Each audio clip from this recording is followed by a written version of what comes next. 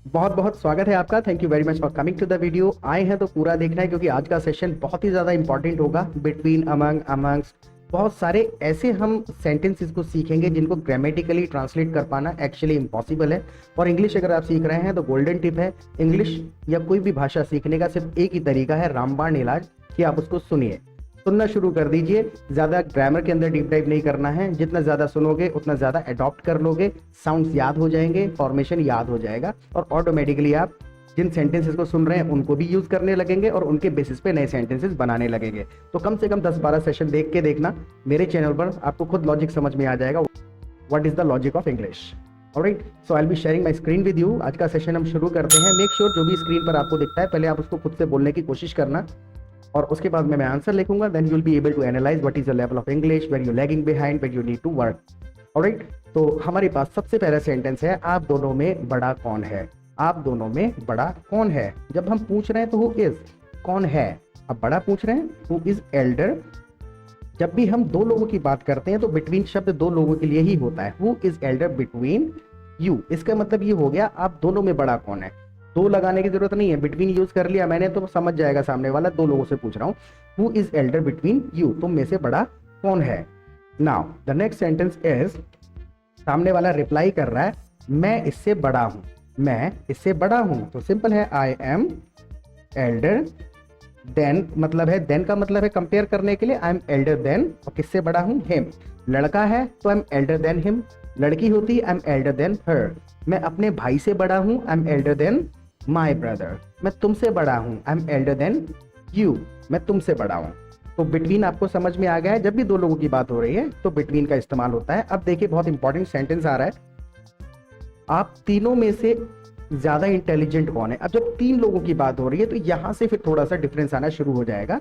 आप तीनों में सबसे ज्यादा इंटेलिजेंट कौन है, क्वेश्चन तो वहीं से स्टार्ट होगा। हु इज, कौन है, द मोस्ट, सबसे ज्यादा। Who is the most intelligent, who is the most intelligent, सबसे ज्यादा इंटेलिजेंट कौन है। Who is the most intelligent, इसका मतलब हो गया who is the most intelligent, यानी सबसे ज्यादा इंटेलिजेंट कौन है।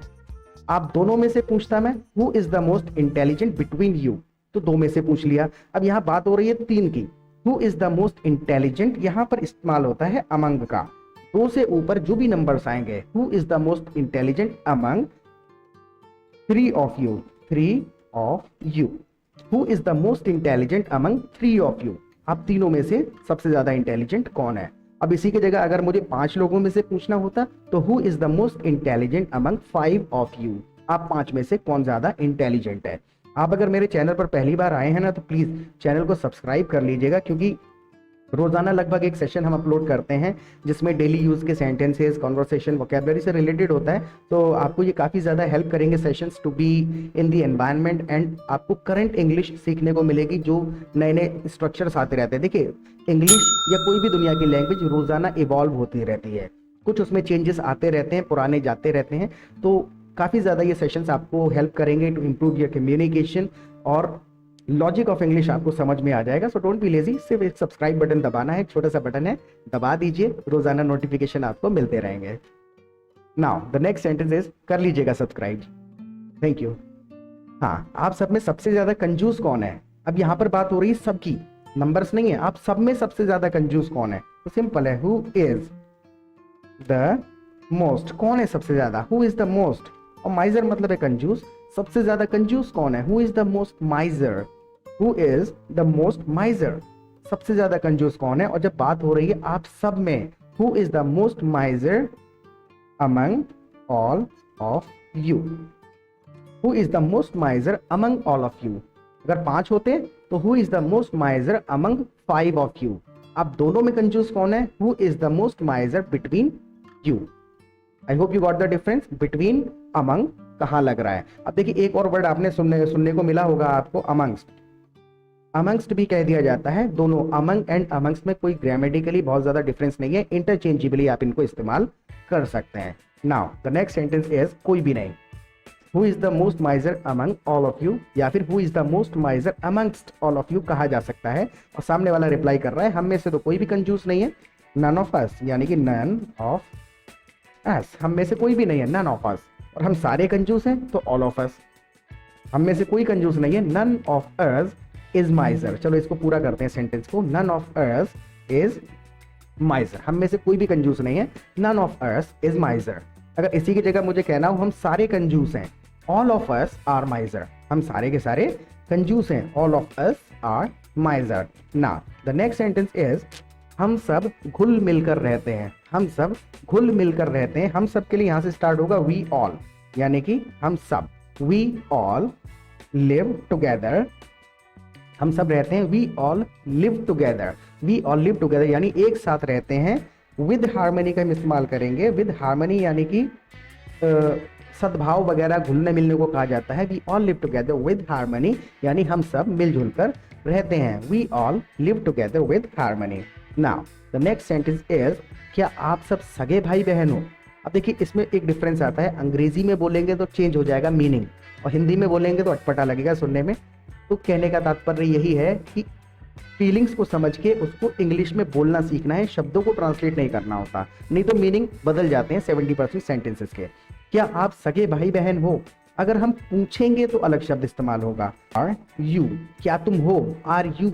अब यहाँ पर अगर पूछ रहा हूँ सगे के लिए तो यहाँ पर मैं इस्तेमाल करूंगा biological, BIOLO, are you biological siblings. Siblings का मतलब होता है भाई बहन के लिए इस्तेमाल किया जाता है। आर यू बायोलॉजिकल सिबलिंग्स, तो आपने पूछ लिया ब्लड रिलेशन पूछ रहे हैं आप, siblings, are you biological siblings. अगर आप इसकी जगह पे इस्तेमाल कर लेते हैं आर यू रियल सिबलिंग्स, तो हो सकता है आप उनके इमोशंस की भी बात कर रहे हैं कि मन में कुछ छुपा तो नहीं है तुम लोगों के। पूछते समय इसी तरीके से पूछेंगे, और बताते समय जब आप बता रहे हैं कि हाँ हम सगे भाई बहन हैं, हाँ हम सगे भाई बहन हैं, तो यहाँ पर आप अपना जेनेटिकली उस पर एम्फेसाइज करने की ज़रूरत नहीं है। तो यहाँ पर आप कह सकते हैं yes we are real siblings, हाँ हम सगे भाई बहन हैं, yes we are real siblings. I hope you understood the difference between biological and real, कि कहाँ पर यूज़ करने से क्या डिफरेंस आ रहा है। तो और कौन से स्टेट से आप इस सेशन को देख रहे हैं, प्लीज़ अपने स्टेट का नाम एक बार कमेंट सेक्शन में ज़रूर लिख दीजिएगा। और आपसे रिक्वेस्ट है सेशन को पूरा देखना है, और पूरा देखने के बाद फीडबैक ज़रूर दीजिएगा, how did you like this session, ये सेशन आपको कैसा लगा, क्योंकि आपका फीडबैक बहुत ही ज़्यादा वैल्यूएबल है हमारे लिए, और हमें काफ़ी हेल्प मिलती है अच्छे से अच्छे और इन्फॉर्मेटिव सेशंस बनाने के लिए, जो कि आपके कम्युनिकेशन को हेल्प करें इम्प्रूव करने में। ऑलराइट, सो पूरा देखना है और फीडबैक ज़रूर देना है। Alright, now the next sentence is हर कोई आपकी तरह भाग्यशाली नहीं होता है। हर कोई आपकी तरह भाग्यशाली नहीं होता है, हर कोई नहीं होता है ना, नॉट एवरीबडी, नॉट एवरीबडी यहाँ से स्टार्ट कर रहे हैं। और दूसरे तरीके से भी बोला जा सकता है एवरीबडी इज नॉट, या फिर नॉट एवरीबडी, हर कोई नहीं होता है, not everybody is fortunate, not everybody is fortunate like you, आपकी तरह नहीं है, लाइक यू, हर कोई आपकी तरह भाग्यशाली नहीं होता है, not everybody is fortunate like you, not everybody is fortunate like you, हर कोई आपकी तरह भाग्यशाली नहीं होता। फॉर्चुनेट का मतलब है भाग्यशाली, फॉर्चुनेट मतलब भाग्यशाली, लकी भी कह सकते हैं, not everybody is lucky like you, but fortunate is an appropriate word here. Now the next sentence is मैं अपने माता पिता का इकलौता बेटा हूँ, मैं अपने माता पिता का इकलौता बेटा हूँ, तो सिंपल है I am the only son, मैं इकलौता हूँ, I am the only son of my parents, मैं अपने माता पिता का इकलौता बेटा हूँ, I am the only son of my parents, या फिर I am the only child of my parents, only मतलब इकलौता। नाउ द नेक्स्ट सेंटेंस काश मेरे भी भाई बहन होते, काश कुछ होता तो सिंपल है आई विश, काश के लिए इतना ही इस्तेमाल होता है, इसको कई जगह पे इस्तेमाल किया जाता है, I wish I had siblings too, काश मेरे भी भाई बहन होते, I wish I had siblings too, काश मैं तुमसे मिल पाता, I wish I could meet you. तो देखिए कहने का तात्पर्य यही है कि मेरे चैनल पर आप जाइए, इस सेशन को कम से कम 2 बार देखो, उसके बाद 10-15 सेशन जब देख लोगे ना, हार्डली 10 मिनट 12 मिनट का एक सेशन होता है, 10-12 सेशन देखो, आपको समझ में आ जाएगा that you are improving. Alright, so session कैसा रहा फीडबैक जरूर दीजिएगा, दोबारा मिलते हैं एक नए सेशन के साथ, कल तक के लिए बाय बाय।